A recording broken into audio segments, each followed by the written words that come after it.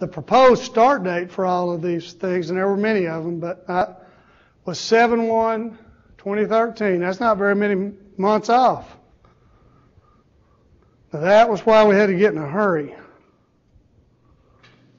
Y'all don't believe this. I went through this morning and wrote myself elaborate notes on this, and then I'm walking around and I don't read it.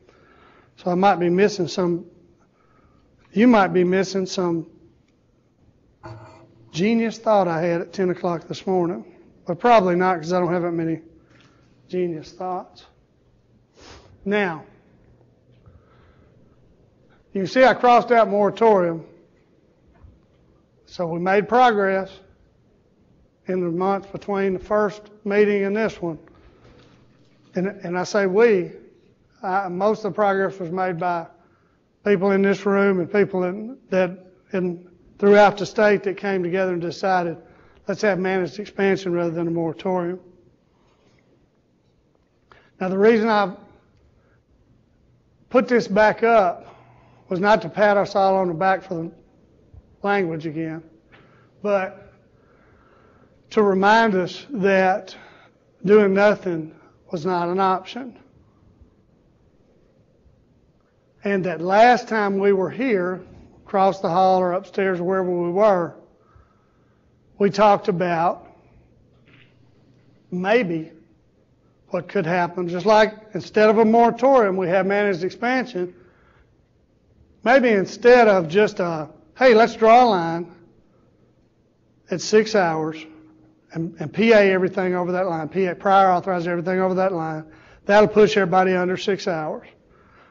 Well, I've got some slides, and I didn't put them in here because it was much off in the weeds that show that probably wasn't that good an idea.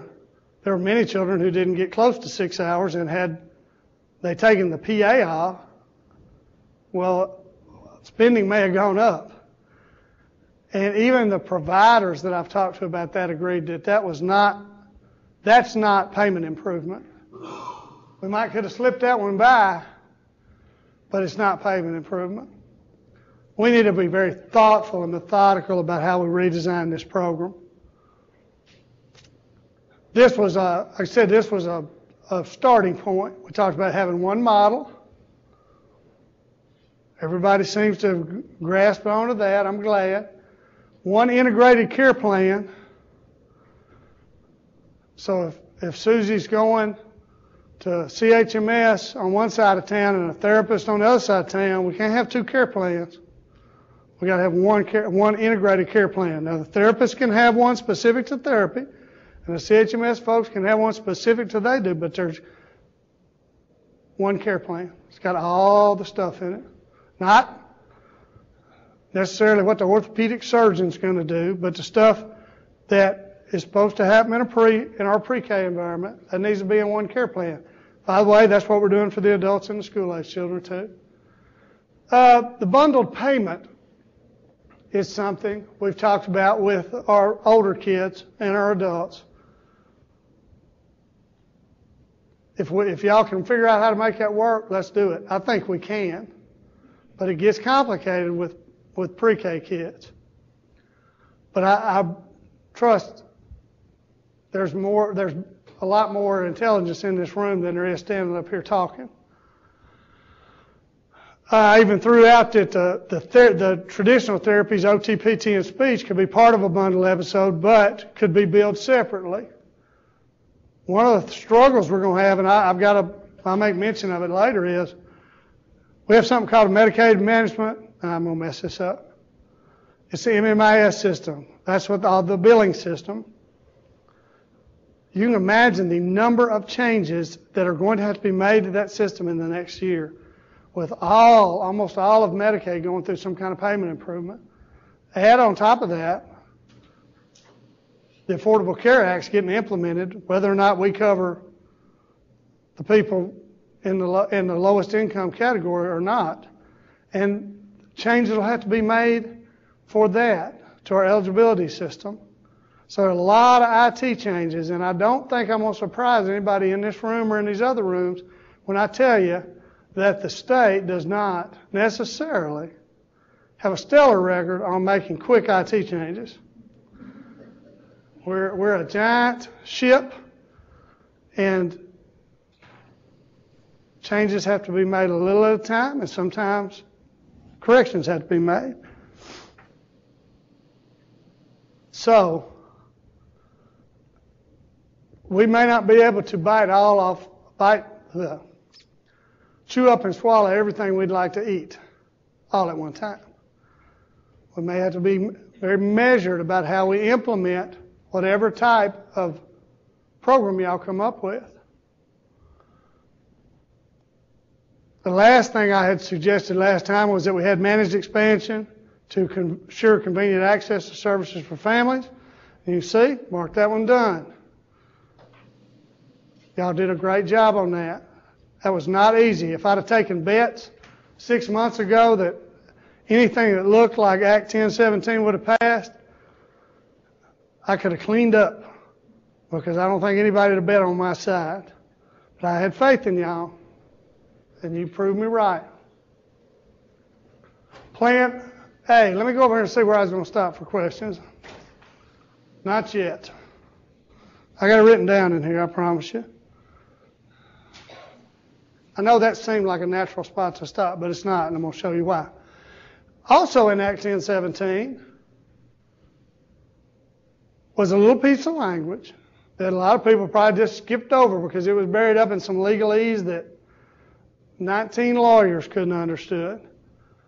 But it says that on or before the effective date of this act, and by the way, that's going to be July 1st, the Department of Human Services, that's me, shall convene stakeholders, including without limitation representatives of the Child Health Management Services Association and Developmental Disabilities Provider Association to assist in determining the feasibility of combining or merging the Child Health Management Services Program and the Developmental Day Treatment Clinic Services Program for children into a successor program. That's the General Assembly of Arkansas, 135 of them, blessed by the governor when he signed this act, telling us to do what we already wanted to do.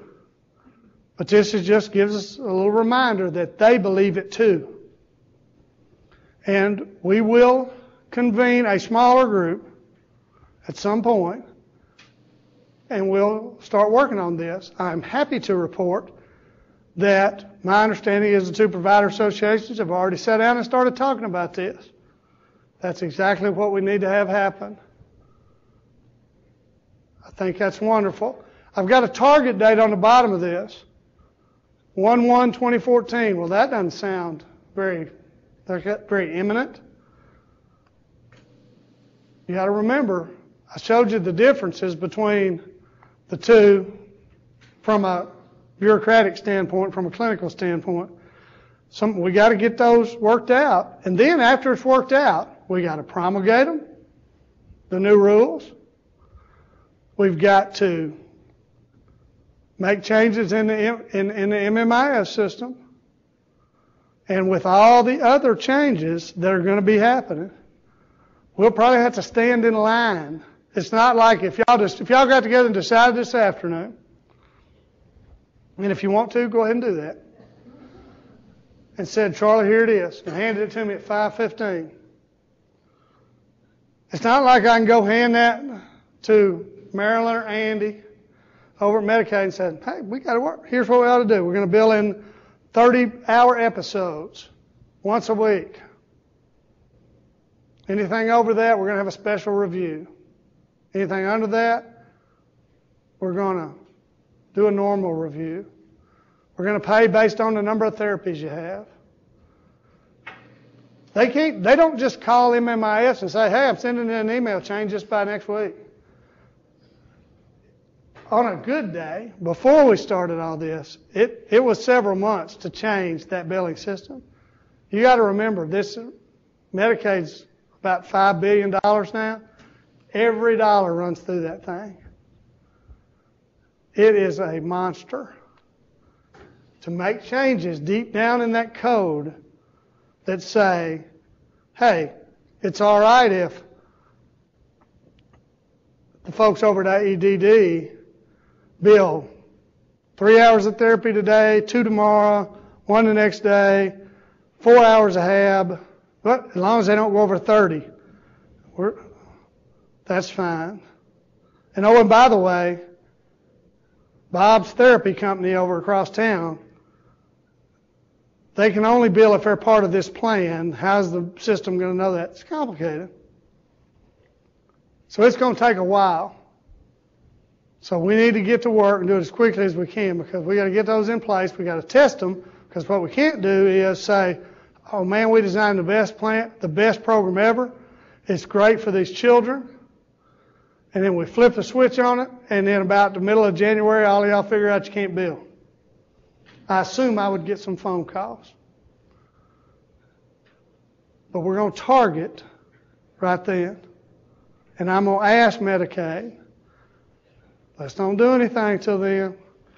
Because even the changes, if Andy turned into a draconian monster, which he's not going to, he's a good guy, and said, Charlie, we ain't doing any of that. We're going to do what we originally said.